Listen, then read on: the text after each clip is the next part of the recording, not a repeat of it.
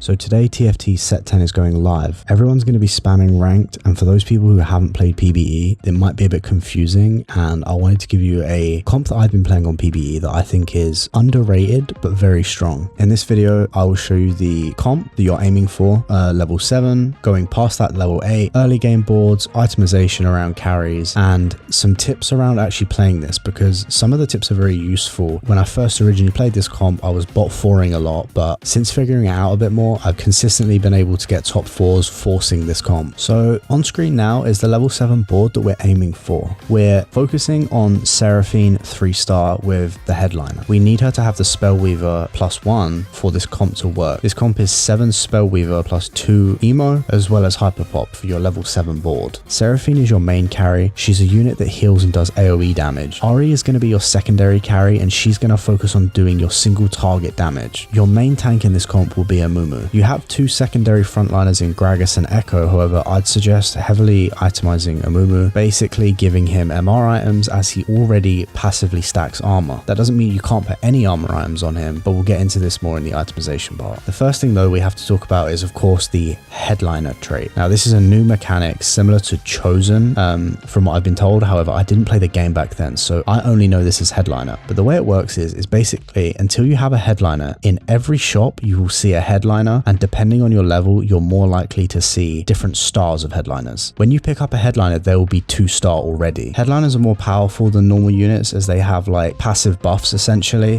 Seraphine's, for example, is every 3rd cast she deals 40% more damage and 40% more healing on that cast. I've found that forcing a low level headliner like 1 or 2 costs, I've been able to consistently force these, whereas higher star headliners such as Ahri I've struggled to actually force due to having to sell them, having never seen them, and things like this. I feel like forcing a lower level headliner is a much more consistent playstyle. In this comp, we want Seraphine to be our headliner. To force this, we need to level to 5 and roll. When you don't have a headliner in, you're going to see a headliner in every shop, and level 5 gives you an 80% chance of finding a 2-star headliner. Therefore, to force this, we need to be level 5 and roll for Seraphine. However, once again, it is crucial that you do not buy the Seraphine with the plus KDA trait. It has to be +1 Spellweaver for this to work. So let's talk about the early game board. Your early game board can look a variety of ways, but essentially you want to play for a streak, and most of the time this is going to be a losing streak. You want to buy Spellweavers for your future pivot. Level 5 is a crucial point in the game, and you must not have a headliner in past this point because you need the Seraphine ASAP. Play to not blow your econ, but find your Seraphine headliner ASAP. I do have some tech for this which could maybe potentially save you some gold. I'll explain it in just a minute. I'm going to show you some early game boards as well that you could potentially run when you're opening for this. Okay, so opening early game boards. I have found that whilst doing this, Punk is a good early opener. There's 2 reasons for this, mainly because Punks allow you to have a free 1-cost reroll after every combat. This can save you some gold on rolls, especially because you're going to be rolling for a Seraphine headliner. It also allows you to pick up other Seraphines and other Spellweavers along the way, as long as you don't blow your econ. However, there is a crucial note for this. If you do find Seraphines and you 2-star her, do not put items on her, as you don't want to be selling your Seraphine to remove items. The other reason is because early game your objective is basically to mitigate HP loss and just get to level 5 so you can keep rolling for your Seraphine without losing too much HP. You're basically playing for HP preservation, right? The bonus stats that Punk gains can actually help you win these rounds due to it being somewhat quite strong early game. Now, Jinx and Vi I would not go for, however they are probably the Punk units that you're going to see more often. Twitch and Pantheon are much stronger units, and those 2 paired together are much stronger than Jinx and Vi. And obviously don't play this trait later into the game. You're only using this to essentially get to level 5 and have some cheap rolls for Seraphine to maybe save some econ. This, however, part of the guide is all subjective. This is just something that I was doing on PBE, and sometimes I found that Punk felt really good. Like I got some cheap rerolls, I found my Seraphine early and I managed to accelerate the game and get my win con very quickly. However, sometimes Punk just didn't really hit the mark and I still lost all the HP I would have anyway. This is the part of the guide where I'm the most unsure. I think that Spellweaver itself is very strong and the rest of the comp holds up. However, I'm not sure if I'm playing the early game right here in set 10. I think there is definitely optimization to be done with this comp as a whole, and I think that maybe Punk, I don't know if it's either good or bad yet, but it's what I'm doing because I have found success with it in the PvE. However, thankfully, your early game board in general has plenty of options. Your early game board doesn't have a significant impact because you're hitting 5 basically as very early on and you're rolling for Seraphine, and you start to pivot out of this very fast. You start to put in your spell weavers and you start to get your Seraphine headliner, and all of a sudden the early game board you played was literally just to save HP. You can put in a 1-star headliner such as Tahm Kench and maybe a Bruiser or a Country or something like that. You can play these boards early game to save HP and potentially win streak. However, it's very, very crucial again, once you hit level 5, you don't want a headliner in. You want to be rolling for that Seraphine. And when I say rolling, I mean like soft rolling, like slow rolling, and because you're going to see headliners in every store and they're very common to come across, you will probably find your Seraphine very quickly. Do not just blast 30 gold in one turn to find a Seraphine.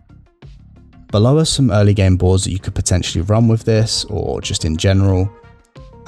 As you could probably notice, Annie is a staple in most of these because Annie is a spell weaver and she's cheap 1-star, so you're probably going to keep her, and she is a decent unit to pick up and 2-star early. You can slam tank items on basically any tank that you're going to get rid of, due to the tank items on Amumu being basically universal to all tanks, and you can put your Seraphine items on Annie because you can probably very easily find an Annie again later. So here is where it gets a little bit juicy. In my opinion, you want 2 mana items on Seraphine. Now this is for 2 reasons. 1, because you want her to get her 3rd cast off as much as possible, as this is her basically her biggest damage, right? And 2, because with 2 mana items and 1 damage item, she is going to get damage like initially from her trait. Spellweaver gives her a lot of AP. Blue buff also gives damage, and Dual Gauntlet I think is the best combination for her. And then you want another mana item, which most of the time is Spear of Sojin. Now the tech with Amumu is you don't want to stack armor on him. I think Gargoyle Stoneplate is very good because in this comp you want him to basically solo frontline and cluster the rest of your frontline behind him, especially until level 8. You don't want to stack armor items on him due to him already stacking armor. Therefore, you want his weakness to be covered, which is his MR, right? I think that Jack Show is underrated on him because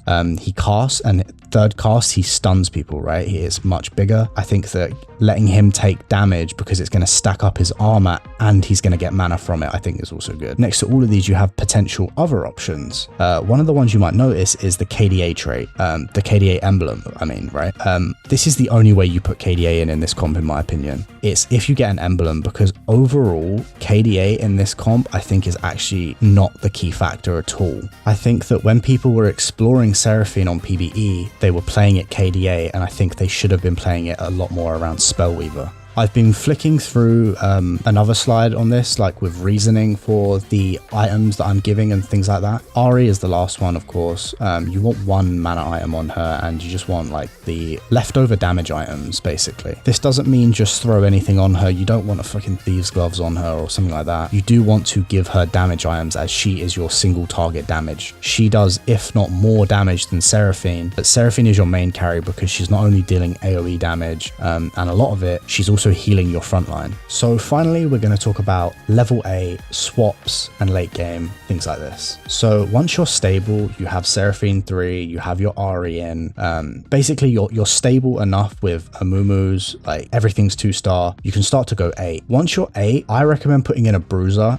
and if I can't find Alawi, which I most of the time don't, of course, I put in a Zac. Zac gives Bruiser, and he's tanky, he gives CC, he's just a general great unit. The Bruiser is going to give your entire team HP, as well as obviously more to Gragas and Zac. You want to swap him for Alawi when you can. Don't marry him.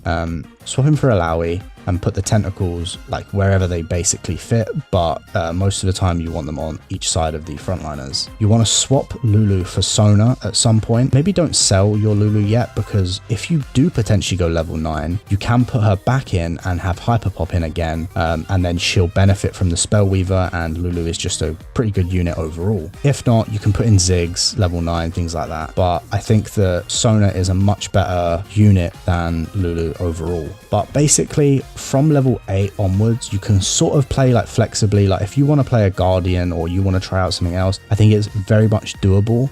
But what I would recommend more is swap out the Lulu for a Sona and play a frontline unit, essentially. To tie this all up, I think we should talk a little bit about augments. I've played this comp with a variety of augments, things like they give me you know, mana, magic damage. There's a lesser champion duplicator augment, which I found was very good because it basically secured my Seraphine 3, and then I could potentially use one if I already get a Seraphine 3 on my Amumu 3 and things like this. I've played this with econ augments as well, such as Rich Get Richer. I think that this works overall with a variety of augments. However, I think the augments are now back to being basically you pick what's best most of the time, and we don't really have the data on that yet. I think that picking what you believe is best for the comp at the current time is the best way to approach augments again, because they're no longer tied to legends. And I mean, obviously that was the approach in set 9 and 9.5, but I think it's more so the fact now when there is such little data because the set has just released today. But yeah, I've had success with this comp on PBE, consistently top 4ing.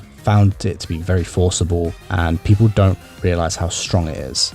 Just thought I'd pump this out today because I feel like a lot of people are going to be confused, and this is what I'm going to be playing originally to fill out the waters for set 10. This is actually my first TFT video on this channel. I'm going to be trying to play TFT at a very high level in set 10. I want to compete in EMEA. For more context on this, you could go watch my Why I Quit League video, but essentially I'm going to be playing a lot more TFT, and if you want to catch me over at my stream, I'm going to be playing a lot through December. Let me know how this comp did for you. If you decide to use it in the comments, like the video if you liked it, drop a sub. I'm going to be creating more TFT content, but I could potentially return to League if you're a long-time League viewer. I have seen the 2024 changes and they do look interesting. But yeah, thanks for watching. I appreciate it all. Thank you.